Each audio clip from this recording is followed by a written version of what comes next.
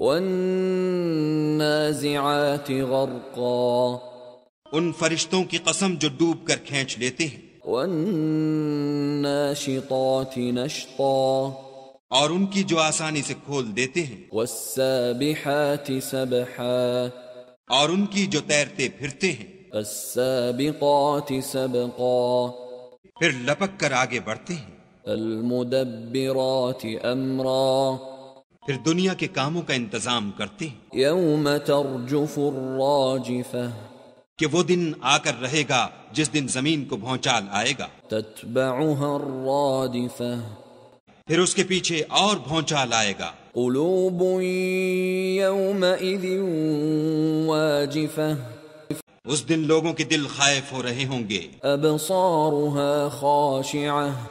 اور آنکھیں جھکی ہوئی، یقولون ائنا لمردودون فی الحافرہ کافر کہتے ہیں کیا ہم الٹے پاؤں پھر لوٹیں گے، اذا كنا عظاما نخرہ بھلا جب ہم کھوکھلی ہڈیاں ہو جائیں گے تو پھر زندہ کیے جائیں گے، قالوا تلك اذا کرۃ خاسرہ کہتے ہیں کہ یہ لوٹنا تو موجب زیاں ہے، فانما هي زجرۃ واحدہ وہ تو صرف ایک ڈانٹ ہوگی، فاذا هم بالساہرہ اس وقت وہ سب میدان حشر میں آ جمع ہوں گے۔ هل اتاك حدیث موسیٰ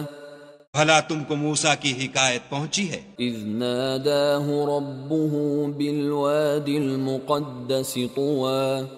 جب ان کے پروردگار نے ان کو پاک میدان یعنی طوا میں پکارا، اذهب الى فرعون انه طغى اور حکم دیا کہ فرعون کے پاس جاؤ وہ سرکش ہو رہا ہے، فقل هل لك الى ان تزكى اور اس سے کہو کیا تو چاہتا ہے کہ پاک ہو جائے، واهديك الى ربك فتخشى اور میں تجھے تیرے پروردگار کا رستہ بتاؤں تاکہ تجھے خوف پیدا ہو۔ فأراه الآية الكبرى غرض انہوں نے اس کو بڑی نشانی دکھائی، فكذب وعصى مگر اس نے جھٹلایا اور نہ مانا، ثم أدبر يسعى پھر لوٹ گیا اور تدبیریں کرنے لگا، فحشر فنادى اور لوگوں کو اکٹھا کیا اور پکارا، فقال أنا ربكم الأعلى کہنے لگا کہ تمہارا سب سے بڑا مالک میں ہوں، فأخذه الله نكال الآخرة والأولى تو خدا نے اس کو دنیا اور آخرت دونوں کے عذاب میں پکڑ لیا۔ ان فی ذلك لعبرة لمن يخشى جو شخص خدا سے ڈر رکھتا ہے اس کے لیے اس قصے میں عبرت ہے۔ اانتم اشد خلقا ام السماء بناها بھلا تمہارا بنانا مشکل ہے یا آسمان کا، اسی نے اس کو بنایا، رفع سمكها فسواها اس کی چھت کو اونچا کیا پھر اسے برابر کر دیا، واغطش ليلها واخرج ضحاها اور اسی نے رات تاریک بنائی اور دن کو دھوپ نکالی، والارض بعد ذلك دحاها اور اس کے بعد زمین کو پھیلا دیا، اخرج منها ماءها ومرعاها اسی نے اس میں سے اس کا پانی نکالا اور چارہ اگایا، والجبال ارساها اور اس پر پہاڑوں کا بوجھ رکھ دیا، متاعا لكم ولانعامكم یہ سب کچھ تمہارے اور تمہارے چار پایوں کے فائدے کے لیے کیا۔ فإذا جاءت الطامة الكبرى تو جب بڑی آفت آئے گی، يوم يتذكر الإنسان ما سعى اس دن انسان اپنے کاموں کو یاد کرے گا، وبرزت الجحيم لمن يرى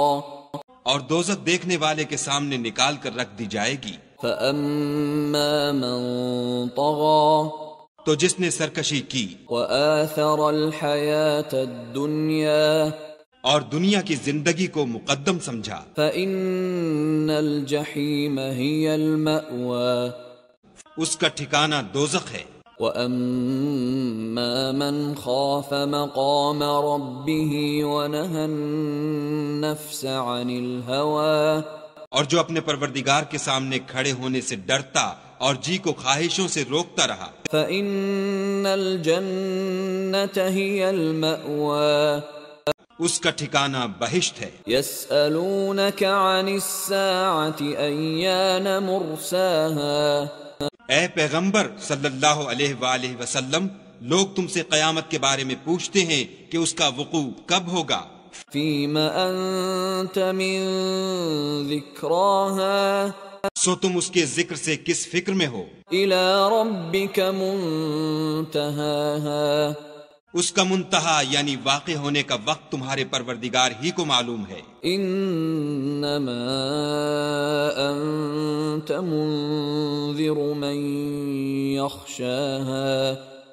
جو شخص اس سے ڈر رکھتا ہے تم تو اسی کو ڈر سنانے والے ہو۔ كأنهم يوم يرونها لم يلبثوا إلا عشية أو ضحاها، جب وہ اس کو دیکھیں گے تو ایسا خیال کریں گے کہ گویا دنیا میں صرف ایک شام یا صبح رہے تھے۔